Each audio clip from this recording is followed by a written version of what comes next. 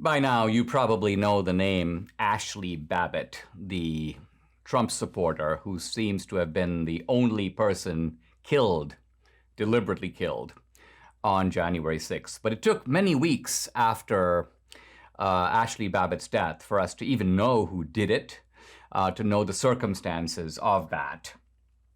But you probably don't know the name, or you might, Roseanne Boyland.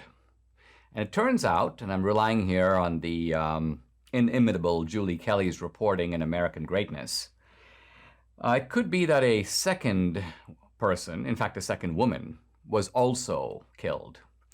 And again, this is not a case of Trumpsters killing anybody. This is a case of the police killing both Ashley Babbitt and possibly Roseanne Boyland. Wow. Now, according to Julie, this is the real reason why the US government does not want to release the 14,000 hours of footage that they have on the riot. Why wouldn't you release it? You have it.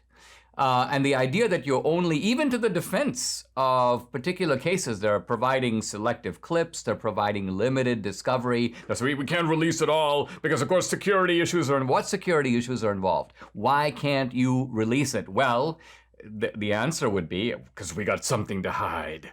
We did something terrible. We don't want the American people. We don't want the Trumpsters of any. We don't want a counter narrative to develop here that we killed not just one, but two people. Now, let's look at the circumstances of Roseanne Boyland's death. A lot of the violent clashes that occurred between police and protesters, there wasn't a whole lot of violence January 6th. A lot of people were just, rummaging, walking around, shouting, waving their slogans, waving their banners. But there was some clashes and some punching, and there were spraying of chemicals going on. And much of this was occurring inside and outside the West Terrace Tunnel. This is, by the way, the tunnel that leads to the doors that open the Capitol building. Now, this is the location where Roseanne Boyland died. She's a Georgia woman. She's one of 4 Trump supporters who died on January 6th. But her case is very questionable. Now, the medical examiner who looked at her body decided that her death was due to, quote, acute amphetamine intoxication, manner of death accident.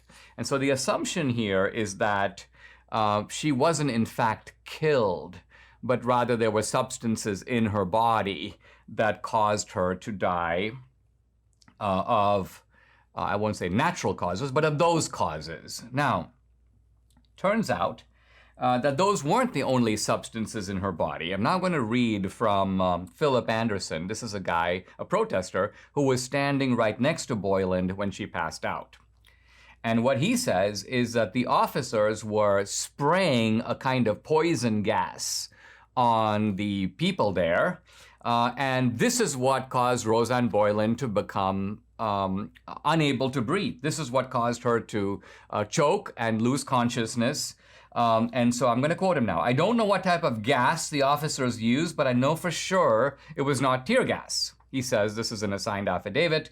He goes, "After the officer sprayed the gas at me, I could not breathe for longer than a few seconds. The gas caused me to collapse, where the police then proceeded to push others on top of me. There were others who collapsed because of these toxins as I did. The police continued hitting me and others." So the police are spraying these guys, and as they fall, they're pushing them on each other and hitting them. Now, I'm beginning to wonder here if this is the reason why the Capitol Police didn't want to have see, if you had the National Guard, the 10,000 National Guardsmen that Trump wanted, none of this would even happen. There'd be plenty of security. There'd be none of this going on. But the Capitol Police may have thought, we don't want the National Guard. We want to beat these people up. We want to basically force them into a situation where we have control over them. And so it could be. It appears possible now. And by the way, what Julie's done is she's reviewed the testimony of Sergeant Gonell, who testified, by the way, before the U.S. Congress, and he talked about giving CPR to one of the rioters to save her life. And the timestamp of the narrative shows that this is in fact Roseanne Boyland. Roseanne Boyland collapses. She can't breathe because of this gas that they've pumped into her. Her friend Justin Winchell shouts, "Roseanne, Roseanne, she's dead, she's dead." And by the time the police show up, in a car to take her away, apparently she has blue lips, blood is coming out of her nose, and she dies. This does not look to me like some drug overdose due to what Roseanne Boyland did before. It looks to me like something that they put into her. At least this is a subject that demands further inquiry. Now, it's very interesting here that the left, the Democrats, the never-Trumpers have embraced officers Dunn and Gonell as heroes.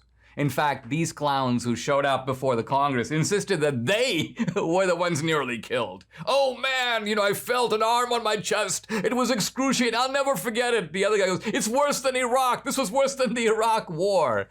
Yeah, really. So, but the real question is, while pretending that their lives were in danger, is it possible that Dunn and Gonell, who by the way were at this exact location, were part of the group of jackbooted thugs, the police, who were unleashing on the Trump protesters gratuitously? And the net effect of that was they killed this poor woman, Roseanne Boyland. They don't want to fess up to it.